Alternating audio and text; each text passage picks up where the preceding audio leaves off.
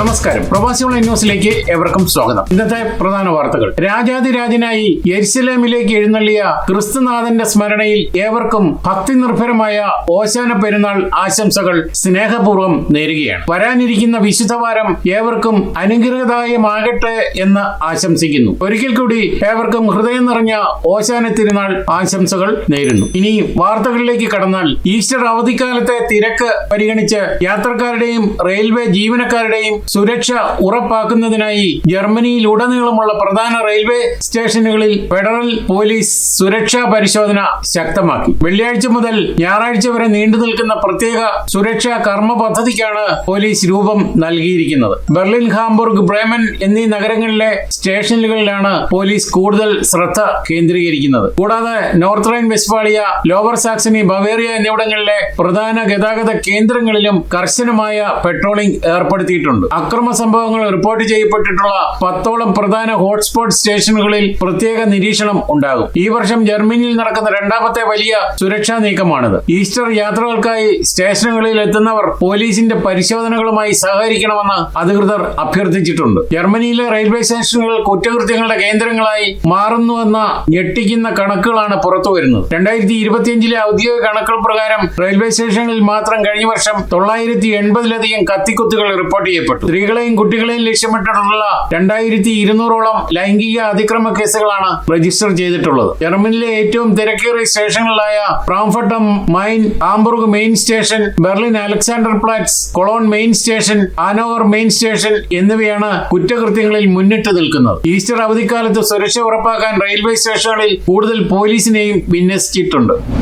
ആഹനിൽ മയക്കുമരുന്ന് കേസിൽ മലയാളി വിദ്യാർത്ഥിനി പിടിയിലായ സംഭവം ജർമ്മനിയിലെ മലയാളി സമൂഹത്തിനിടയിൽ വലിയ ചർച്ചയായിട്ടുണ്ട്. ഈ കേസിനെ കുറിച്ചുള്ള ഏറ്റവും പുതിയ വിവരങ്ങൾ പറയുമ്പോൾ, ആഹൻ യൂണിവേഴ്സിറ്റിയിൽ പഠിക്കുന്ന മലയാളി വിദ്യാർത്ഥിനിയാണ് ലഹരിമരുന്ന് കൈവശം വെച്ചതിനും വിതരണം ചെയ്തതിനും, അതായത് ഡ്രഗ് ട്രാഫിക്കിങ്ങിന് ജർമ്മൻ പോലീസ് പിടികൂടിയത്. ഈ സംഭവവുമായി ബന്ധപ്പെട്ട പ്രധാന കാര്യങ്ങൾ പറയുമ്പോൾ, അറസ്റ്റും തെളിവുകളും വിദ്യാർത്ഥിനിയുടെ താമസ സ്ഥലത്ത് നടത്തിയ പരിശോധനയിൽ വാണിജ്യപരമായ ആവശ്യത്തിനായി സൂക്ഷിച്ച നിലയിൽ മയക്കുമരുന്നും ഡിജിറ്റൽ ത്രാസുകളും പണവും പോലീസ് കണ്ടെടുത്തു. ഇതാണ് കേസ് ഗുരുതരമാകാൻ കാരണം. നിലവിൽ ഈ വിദ്യാർത്ഥിനി ജുഡീഷ്യൽ കസ്റ്റഡിയിലാണ്. ജർമ്മനിയിലെ മയക്കുമരുന്ന് വിരുദ്ധ നിയമങ്ങൾ, അതായത് BTMG, വളരെ കർശനമായതിനാൽ വിൽപ്പന ലക്ഷ്യമിട്ട് എന്ന് തെളിയിക്കപ്പെട്ടാൽ ജാമ്യം ലഭിക്കുന്നത് പ്രയാസകരമാണ്. കുറ്റം തെളിയിക്കപ്പെട്ടാൽ ജയിൽ ശിക്ഷയ്ക്ക് പുറമെ ജർമ്മനിയിൽ നിന്നുള്ള നാടുകടത്തൽ, അതായത് ഡീപ്പോർട്ടേഷൻ നടപടികളും നേരിടേണ്ടി വരും. ഇത് വിദ്യാർത്ഥിനിയുടെ കരിയറിനെ പൂർണ്ണമായും ബാധിക്കും. ക്രിമിനൽ കേസിൽ ഉൾപ്പെട്ടതിനാൽ യൂണിവേഴ്സിറ്റിയിൽ നിന്നുള്ള പുറത്താക്കൽ നടപടികളും, അതായത് എക്സ്മെട്രിക്കുലേഷൻ,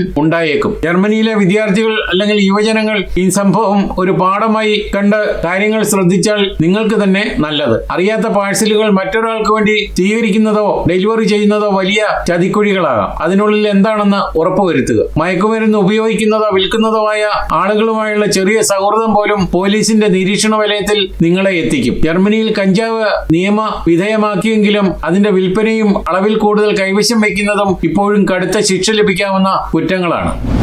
ജർമ്മനിയിൽ AfD പാർട്ടി കരുത്താർജിക്കുന്നത് ഭരണസഖ്യത്തിന് തിരിച്ചടിയാവുകയാണ്. ജർമ്മനിയിലെ നിലവിലെ ഭരണസഖ്യമായ CDU SPD സർക്കാരിന് ജനപിന്തുണ കുറയുന്നതായി പുതിയ സർവേ ഫലങ്ങൾ വെളിപ്പെടുത്തി. പ്രമുഖ മാധ്യമം പ്രസിദ്ധീകരിച്ച ഏറ്റവും പുതിയ ഇൻസ സർവേ പ്രകാരം തീവ്ര വലതുപക്ഷ പാർട്ടിയായ AfD കരുത്താർജിച്ച് ഭരണകക്ഷിയായ CDUവിന് ഒപ്പം എത്തിയിരിക്കുകയാണ്. പ്രതിപക്ഷത്തുള്ള AfD 1% വർധനയോടെ 26% പിന്തുണ നേടി. ചാൻസലർ ഫ്രെഡറിക് മെർസിന്റെ പാർട്ടിയായ CDUവിനും 26% പിന്തുണയാണുള്ളത്. ഇതോടെ ജർമ്മനിയിലെ ഏറ്റവും വലിയ ജനസ്വാധീനമുള്ള കക്ഷികളായി ഇവർ മാറി. അതേസമയം ഭരണ പങ്കാളിയായ SPD ചരിത്രത്തിലെ ഏറ്റവും കുറഞ്ഞ നിലവാരമായ 14%-ലേക്ക് കൂപ്പുകുത്തിയിരിക്കുകയാണ്. ബാഡൻ വുട്ടംബർഗിൽ റൈൻലാൻഡ് പാൽസ് സംസ്ഥാന തെരഞ്ഞെടുപ്പുകളിലെ പരാജയത്തിന് പിന്നാലെയാണ് ഇത്. മറ്റു പാർട്ടികളെ നോക്കിയാൽ ഗ്രീൻ പാർട്ടി 12%, ഇടത് കക്ഷിയായ ലിങ്കെ 11% പിന്തുണ നിലനിർത്തുന്നുണ്ട്. എന്നാൽ FDP, BSW എന്നീ പാർട്ടികൾ വെറും 3%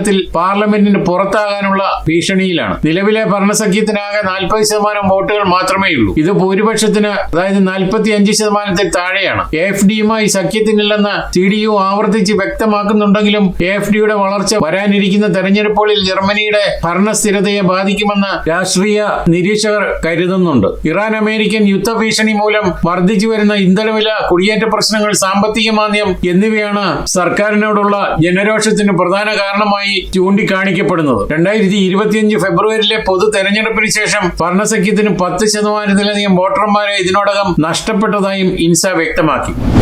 ഇറ്റലിയിൽ നിന്ന് പോളണ്ടിലേക്ക് ട്രക്കിൽ കൊണ്ടുപോയ 12 ടൺ ചോക്ലേറ്റ് മോഷണം പോയി. സ്വിസ് കമ്പനിയായ നെസ്ലയുടെ കിറ്റ്കാറ്റ് ചോക്ലേറ്റ് ബാറുകളാണ് മോഷണം പോയത്. ഈസ്റ്റർ പ്രമാണിച്ച് യൂറോപ്പിലെ വിവിധ ഭാഗങ്ങളിൽ വിൽപ്പനയ്ക്കായി കമ്പനി പുതുതായി വിപണിയിലിറക്കിയ ചോക്ലേറ്റാണ് മധ്യ ഇറ്റലിയിൽ നിന്ന് പോളണ്ടിലേക്ക് കൊണ്ടുപോകവെ കവർച്ച ചെയ്യപ്പെട്ടത്. വാഹനത്തെയും ഡ്രൈവറെയും കുറിച്ച് ഇതുവരെ കണ്ടെത്താനായിട്ടില്ലെന്നാണ് റിപ്പോർട്ട്.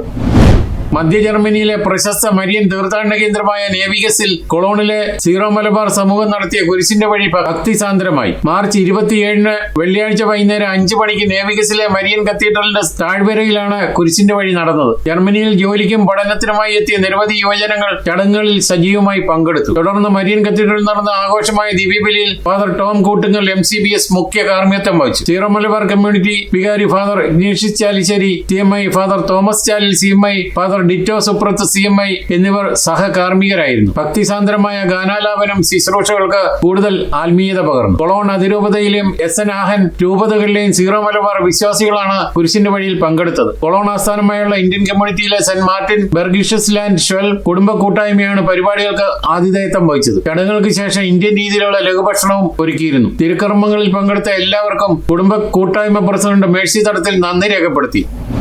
ജർമ്മനിയിലെ ഇന്ധന വിലക്കയറ്റം മൂലമുണ്ടായ ഭക്ഷ്യസാധനങ്ങളുടെ വില കുറയ്ക്കാൻ നികുതി ഒഴിവാക്കി ജനങ്ങൾക്ക് ആശ്വാസ പാക്കേജുമായി സർക്കാർ പദ്ധതിയിടുകയാണ്. ഇറാൻ യുദ്ധത്തെ തുടർന്ന് ഇന്ധനവില കുതിച്ചുയരുന്ന സാഹചര്യത്തിൽ സാധാരണക്കാർക്ക് ആശ്വാസമേകാൻ നിത്യോപയോഗ സാധനങ്ങളുടെ മൂല്യവർദ്ധിത നികുതി, അതായത് വാറ്റ് അല്ലെങ്കിൽ മേർവേർസ്റ്റർ പൂർണ്ണമായും ഒഴിവാക്കണമെന്ന് ജർമ്മൻ ഭരണകക്ഷിയായ CDU ആവശ്യപ്പെട്ടു. യൂണിയൻ പാർലമെന്ററി പാർട്ടി നേതാവ് ജെൻസ് സ്പാനാണ് ഈ നിർദ്ദേശം മുന്നോട്ട് വെച്ചത്. നിലവിൽ അവശ്യ സാധനങ്ങൾക്ക് 7% നികുതി. ഇത് 0% കുറയ്ക്കണമെന്നാണ് ജെൻസ് സ്പാൻ ആവശ്യപ്പെട്ടത്. ഇന്ധനവില വർധനവ് മൂലം സാധനങ്ങളുടെ കടത്തുകൂലി വർദ്ധിക്കുന്നത് വിപണിയിൽ വിലക്കയറ്റത്തിന് കാരണമാകാതിരിക്കാനാണ് ഈ നീക്കം. പുതിയ പരിഷ്കാരം നടപ്പിലായാൽ അത് ജർമ്മനിയിലെ എല്ലാ ഉപഭോക്താക്കൾക്കും ഗുണകരമാകും. ജർമ്മനിയിലെ നോർത്ത് റൈൻ വെസ്റ്റ്ഫാളിയ സംസ്ഥാനത്തിലെ എസ്സനിൽ നിന്നും ഞെട്ടിക്കുന്ന സംഭവമാണ് അടുത്ത വാർത്ത. എസ്സൻ റെയിൽവേ സ്റ്റേഷന് സമീപം വെച്ച് നടത്തിയ പതിവ് പരിശോധനയ്ക്കിടെയാണ് സംശയാസ്പദമായ സാഹചര്യത്തിൽ മലയാളി യുവാവിനെ പോലീസ് തടഞ്ഞത്. ഇയാളുടെ പക്കൽ നിന്ന് രേഖകളില്ലാത്ത ഏകദേശം 1,15,000 യൂറോ പോലീസ് പിടിച്ചെടുക്കുക മാത്രമല്ല യുവാവ് പോലീസ് കസ്റ്റഡിയിലുമായി. ഇത്രയും വലിയ തുക രേഖകളില്ലാതെ കൈവശം വയ്ക്കുന്നത് ജർമ്മനിയിൽ അതീവ ഗുരുതരമായ കുറ്റമാണ്. പണത്തിന്റെ ഉറവിടം, അതായത് സോഴ്സ് ഓഫ് ഇൻകം വ്യക്തമാക്കുന്ന രേഖകൾ ഹാജരാക്കാൻ യുവാവിന് സാധിക്കാത്തതിനെ തുടർന്ന് തുക പിടിച്ചെടുക്കുകയും ഇയാളെ കസ്റ്റഡിയിലെടുക്കുകയും ചെയ്തു. ഈ പണം എവിടെ നിന്ന് വന്നു, ആർക്ക് നൽകാൻ കൊണ്ടുപോയതാണ് തുടങ്ങിയ കാര്യങ്ങളിൽ പോലീസ് വിശദമായ അന്വേഷണം നടത്തുകയാണ്. ഇയാളുടെ ബാങ്ക് അക്കൗണ്ടുകളും ഫോൺ രേഖകളും പരിശോധിക്കുന്നുണ്ട്. മണി ലോണ്ടറിംഗ് ആണെന്നും സംശയിക്കുന്നു. വലിയ തുക കൈവശം വയ്ക്കുന്ന ജർമ്മനിയിൽ ഗൗരവകരമായ കാര്യമാണ്. ഇത് മണി ലോണ്ടറിംഗ് അല്ലെങ്കിൽ അനധികൃത ഹവാല ഇടപാടുകളുടെ ഭാഗമാണോ എന്നാണ് പോലീസ് ഇപ്പോൾ അന്വേഷിക്കുന്നത്. പണത്തിന്റെ ഉറവിടം വ്യക്തമാക്കാൻ യുവാവിന് ഇതുവരെ സാധിച്ചിട്ടില്ല എന്നാണ് അറിയുന്നത്. ഇത് വെറുമൊരു ടാക്സ് വെട്ടിപ്പ് മാത്രമല്ല, മറിച്ച് ഒരു വലിയ മണി ലോണ്ടറിംഗ് ശൃംഖലയുടെ ഭാഗമാണോ എന്ന് പോലീസ് ഇപ്പോൾ പ്രധാനമായും അന്വേഷിക്കുന്നുണ്ട്. ഡിജിറ്റൽ തെളിവുകളായി ഇയാളുടെ മൊബൈൽ ഫോണിൽ നിന്ന് ചില വാട്സാപ്പ് സന്ദേശങ്ങളും കോൾ റെക്കോർഡുകളും പോലീസ് വീണ്ടെടുത്തിട്ടുണ്ട്. ഇത് പണം കൈമാറാൻ നിർദ്ദേശം നൽകിയവരിലേക്കോ അല്ലെങ്കിൽ പണം വാങ്ങാൻ കാത്തിരുന്നവരിലേക്കോ ആണ് ഇപ്പോൾ അന്വേഷണം പോകുന്നത്. പണത്തിന്റെ ഉറവിടം സംബന്ധിച്ച ദുരൂഹത മാറാത്തതിനാലും രാജ്യം വിട്ടുപോകാൻ സാധ്യത ഉള്ളതിനാലും ഇയാളുടെ കസ്റ്റഡി കാലാവധി നീട്ടിയിരിക്കുകയാണ്. ഈ സംഭവം ജർമ്മനിയിലെ മലയാളി കമ്മ്യൂണിറ്റിക്കിടയിൽ വലിയ ഞെട്ടൽ ഉളവാക്കിയിട്ടുണ്ട്. 1,00,000 യൂറോ എന്നത് ഇന്ത്യൻ രൂപയിൽ ഏകദേശം 1 കോടി രൂപയ്ക്ക് മുകളിൽ വരും. ഇത്രയും വലിയ തുക ബാങ്ക് വഴിയല്ലാതെ കൈമാറാൻ ശ്രമിക്കുന്നത് കരിയറും ജീവിതവും തകർക്കുന്ന പ്രവൃത്തിയാണ്. ജർമ്മനിയിലെ പണമിടപാട് നിയമങ്ങൾ, അതായത് ഗെൽഡ് വേഷ ഗസറ്റ്സ് വളരെ കർശനമാണ്. 10,000 യൂറോയിൽ കൂടുതൽ പണം കൈവശം വെച്ച് യാത്ര ചെയ്യുമ്പോൾ അതിന്റെ ഉറവിടം കാണിക്കുന്ന രേഖകൾ, അതായത് ബാങ്ക് വിത്ഡ്രോവൽ സ്ലിപ്പ് കയ്യിൽ ഉണ്ടായിരിക്കണം. നാട്ടിലേക്ക് പണം അയക്കാൻ അനധികൃത മാർഗങ്ങൾ, അതായത് ഹവാല അല്ലെങ്കിൽ കുഴൽപ്പണം ഉപയോഗിക്കുന്നത് ജർമ്മനിയിൽ കടുത്ത കുറ്റമാണ്. അല്ലാത്തപക്ഷം പണം കണ്ടുകെട്ടാനും മണി ലോണ്ടറിംഗ് നിയമപ്രകാരം കർശനമായ ജയിൽ ശിക്ഷ ലഭിക്കാനും സാധ്യതയുണ്ട്. ഇത് പ്രതിയാകുന്നവരുടെ വിസയെയും ജോലിയെയും ബാധിക്കും. മറ്റുള്ളവർക്ക് വേണ്ടിയുള്ള സഹായം ആണെങ്കിൽ കൂടി അപരിചിതരോ സുഹൃത്തുക്കളോ നൽകുന്ന വലിയ തുകകൾ മറ്റൊരാൾക്ക് എത്തിച്ചു കൊടുക്കാൻ സമ്മതിക്കരുത്. ആ പണം എവിടെ നിന്ന് വന്നതാണെന്ന് അറിയില്ലെങ്കിൽ നിങ്ങൾ തന്നെ ചിലപ്പോൾ പ്രതിയാക്കപ്പെടാൻ സാധ്യതയുണ്ട്. കുറ്റം തെളിയിക്കപ്പെട്ടാൽ വൻ തുക പിഴയ്ക്കും ജയിൽ ശിക്ഷയ്ക്കും പുറമെ ജർമ്മനിയിൽ നിന്നുള്ള നാടുകടത്തൽ നടപടികൾക്കും നേരിടേണ്ടി വരും.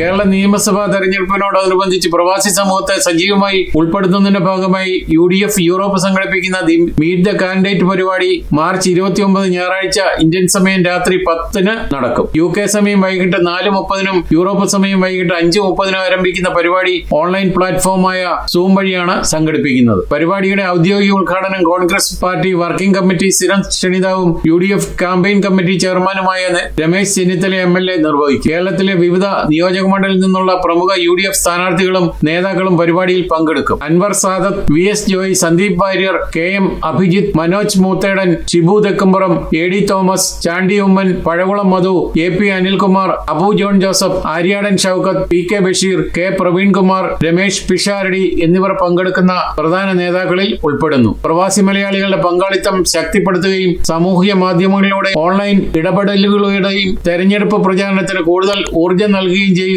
എന്നതാണ് പരിപാടിയിൽ ലക്ഷ്യമെന്ന് UDF Europe chairman Sirosh George, convener Sunny Joseph എന്നിവർ പറഞ്ഞു. ഇതോടെ ഈ വാർത്താ ബുള്ളറ്റിൻ ഇവിടെ പൂർണ്ണമാവുകയാണ്. നിങ്ങൾ നൽകി വരുന്ന എല്ലാവിധ പിന്തുണയ്ക്കും ഞങ്ങൾ ഹൃദയപൂർവ്വം നന്ദി അറിയിക്കുന്നു. അതോടൊപ്പം കൂടുതൽ വാർത്തകളും വിശേഷങ്ങളും അറിയാൻ യൂറോപ്പിലെ ആദ്യത്തെ മലയാളത്തിലുള്ള ഓൺലൈൻ പോർട്ടലായ പ്രവാസി സന്ദർശിക്കുക. നന്ദി, നമസ്കാരം.